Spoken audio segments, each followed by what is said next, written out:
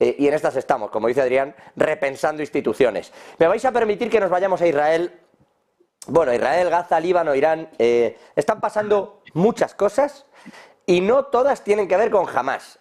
Quiero decir, Israel sufrió los ataques del 7 de octubre, a partir de ahí entró en Gaza. Gaza es ahora mismo un lugar inhabitable, dicho por la propia Naciones Unidas, no porque lo diga yo.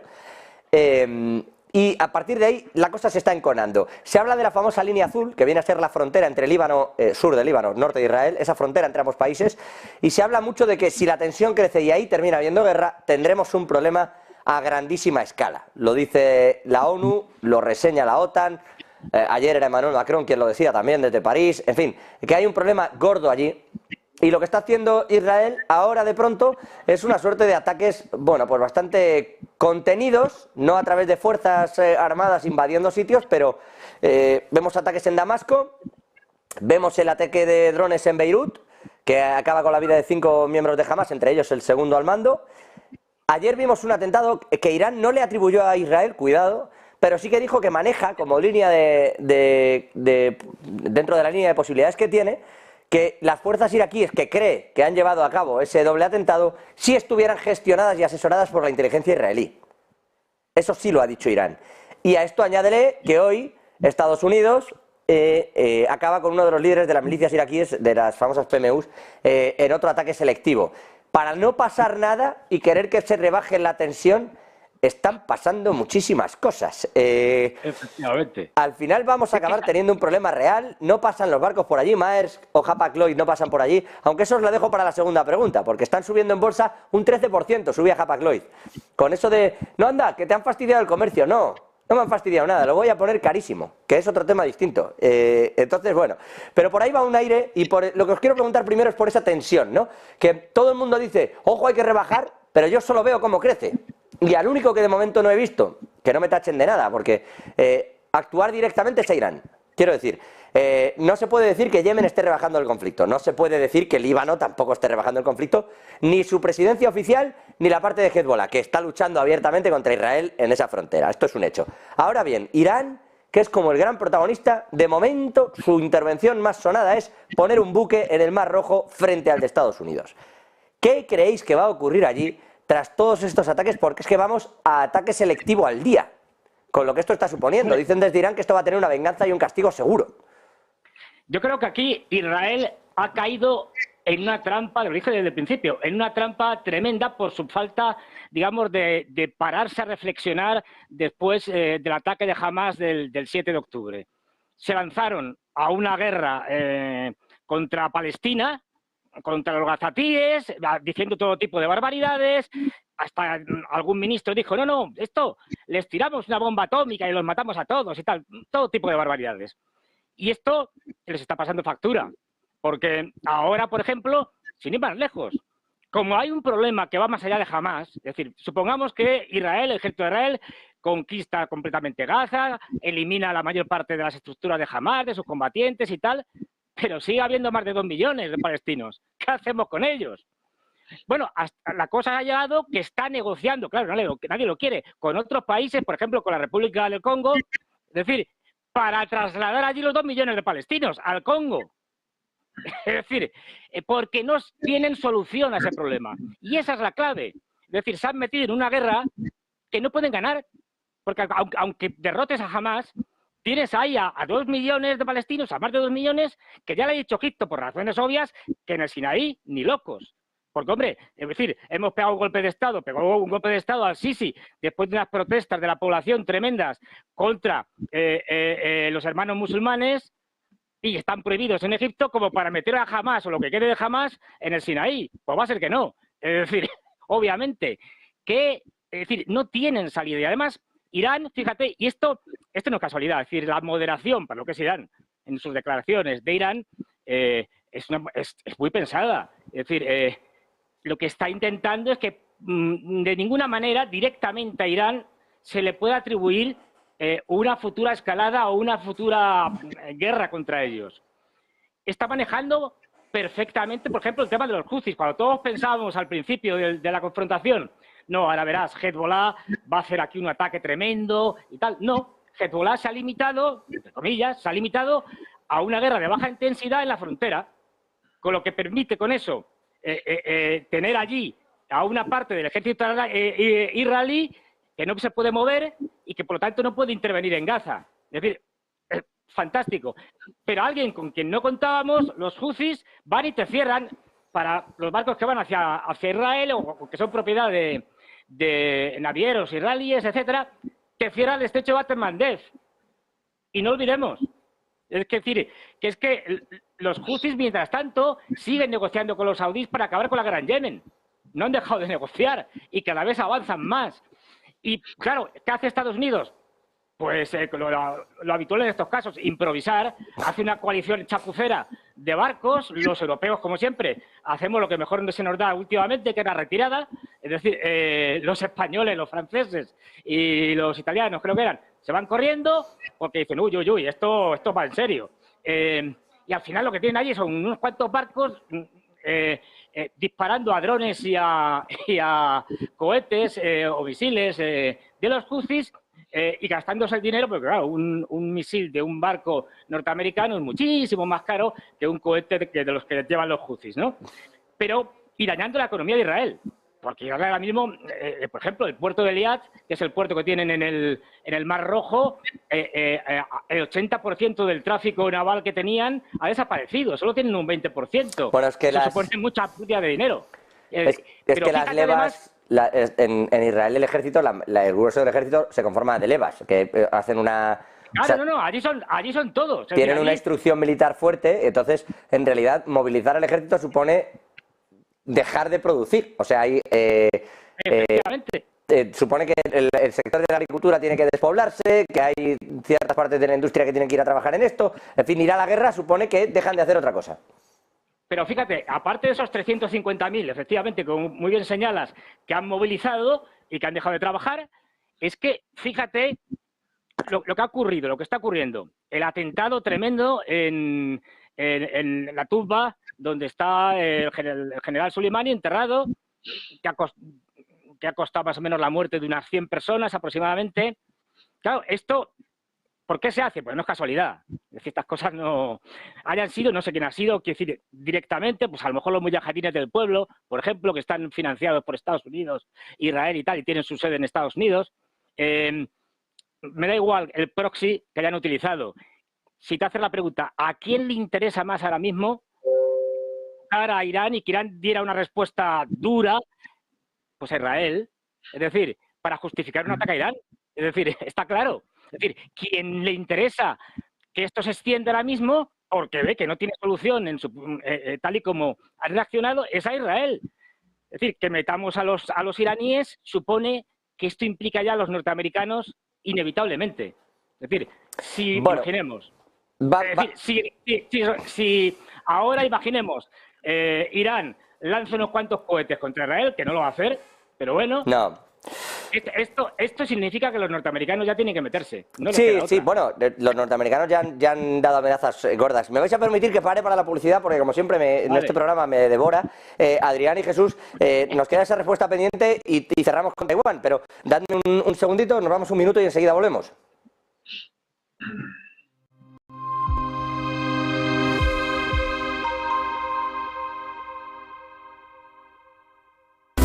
¿Quieres saber más sobre Bitcoin y las criptomonedas? ¿Quieres actualizar tu cartera pero tienes un poco de miedo, te da un poco de miedo adentrarte en este mundo? No te preocupes, lo que necesitas es formación e información del 8 al 12 de enero con los mejores influencers, las personalidades más importantes del sector. En una semana, ojo que además va a ser crucial, importantísima para el mercado con la posible aprobación de los ETFs de Bitcoin. De la mano de uno de los mejores, uno de los exchanges más importantes del mundo, de la mano de BitGet. No tengas miedo a un nuevo paradigma que va a cambiar el sistema financiero tal y como lo conocemos. Aprende con nosotros en Negocios Televisión. Te esperamos.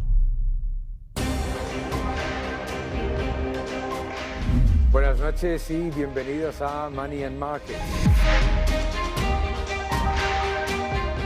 Hemos retrocedido un montón de años.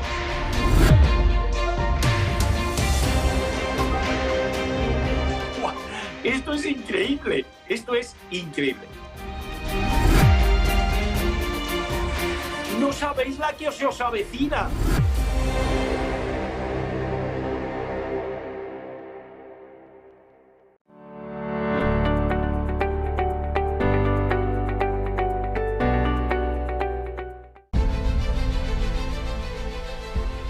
No puede volver atrás y cambiar el principio, pero puede comenzar donde está y cambiar el final.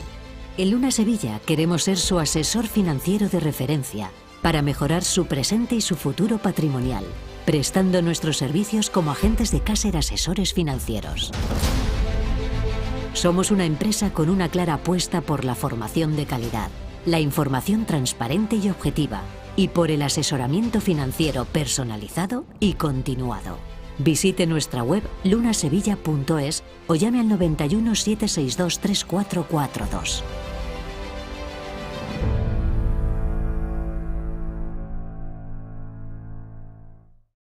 ¿Se puede poner a prueba vuestra tecnología de trading? Sí. ¿Y vuestra ejecución funciona al milisegundo? Sí. ¿Y vuestros spreads están entre los más bajos del mercado, no? Si quiere, puede probar nuestra primera vez. Es difícil encontrar un broker que cumpla con todas sus expectativas. O quizá no tanto. Active Trades, broker online desde 2001.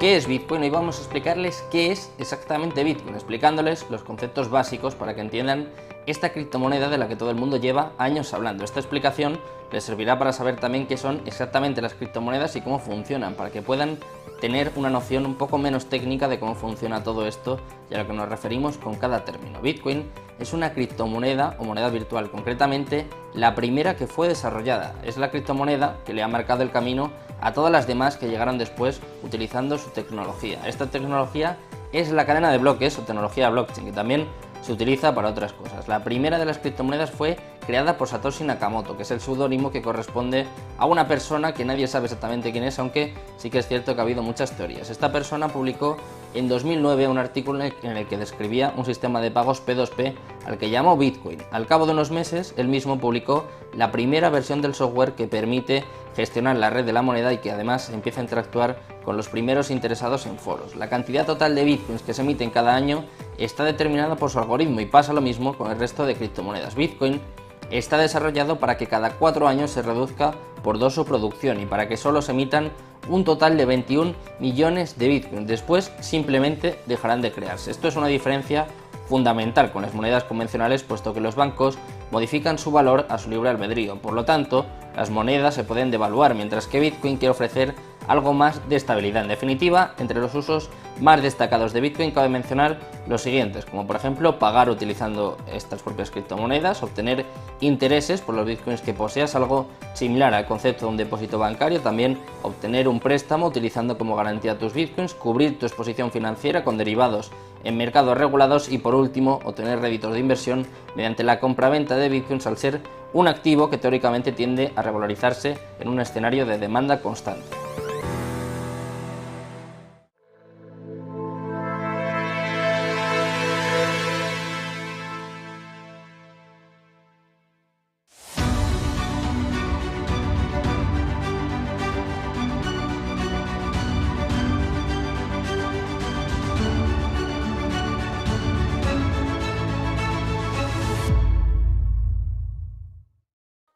Ya estamos de vuelta al otro lado. Jesús López Almejo, Adrián Celaya y Fernando Moragón. Me quedaba con la respuesta sobre el asunto de Israel, aunque sé que estaban de buena cuenta también y de buena tinta debatiéndolo por detrás en la publicidad.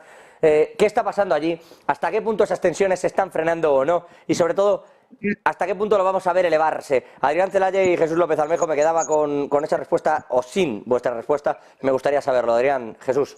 Sí. Bueno, justo ahora estábamos comentando entre nosotros mi impresión de que estos movimientos son muy significativos por parte de Israel. A mí o a nosotros, a nuestro equipo, nos está costando bastante identificar qué es lo que exactamente está pasando en el terreno en Gaza, ¿no? Precisamente porque en buena parte hay una red subterránea de túneles que no es fácil de identificar, es decir, como sucede en Ucrania, a través de drones, vídeos, grabaciones, se sabe con mucha precisión cuál es la posición y los movimientos de las tropas. Esto es mucho más oscuro en Gaza Pero, sin embargo, estos movimientos de Israel sí nos reflejan con mucha claridad lo que está pasando. Es decir, que está claro que Israel está desbordado, no está consiguiendo sus objetivos militares, ve que se ha metido en un callejón sin salida y quiere romper el tablero. Esta es la única explicación, que están intentando provocar al Líbano, provocar a Irán, a ver si hay suerte, pican y conseguimos saltar a una dimensión distinta que obliga a Estados Unidos a entrar en la guerra. Esta es la única explicación, pero es, ya digo, muy revelador desde el punto de vista de lo que realmente está pasando en el terreno en Israel, que es que desde el punto de vista militar está claro que las cosas les están yendo muy mal, ¿no? Jesús.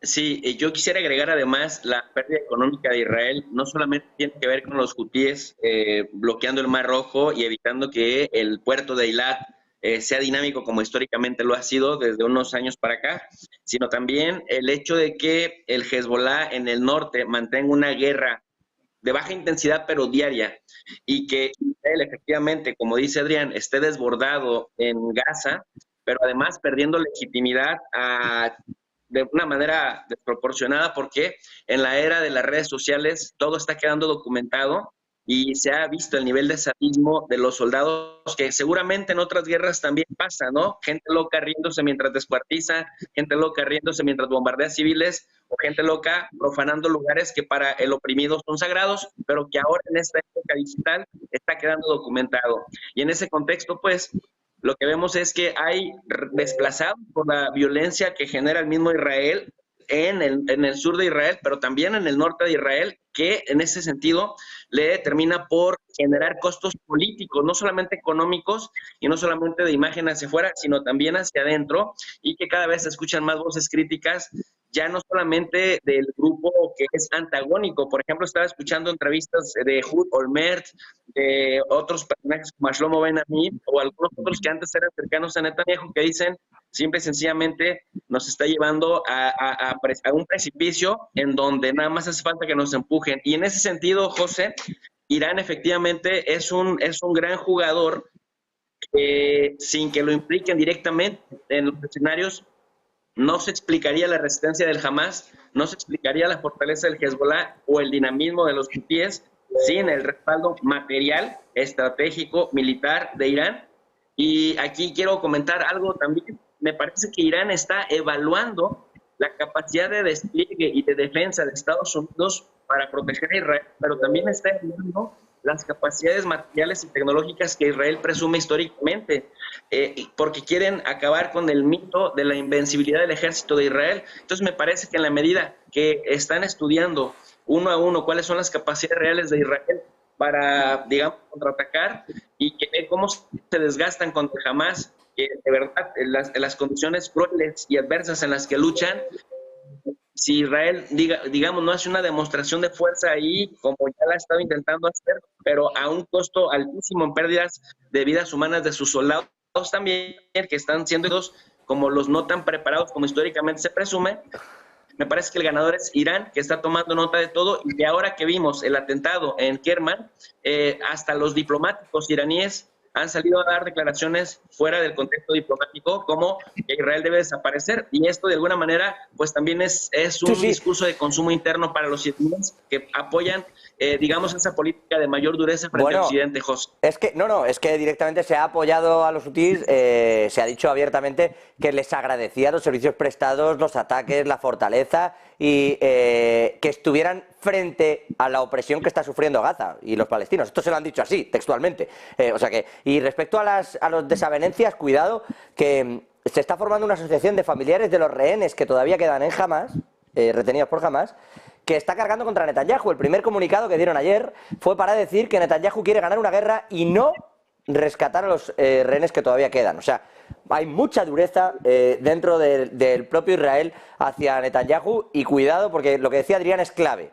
Si hacen o no saltar la baraja, si consiguen o no que haya una guerra y que Estados Unidos entre, es lo que va a ser la clave, o si no, vamos a ver dónde acaba este asunto de Israel, porque esto en realidad entonces no habría hecho más que empezar. Me quedo sin tiempo para Taiwán, pero tenemos la semana que viene, que nos va a dar tiempo antes de que lleguen las elecciones. Fernando Moragón, Adrián Celaya y Jesús López Almejo.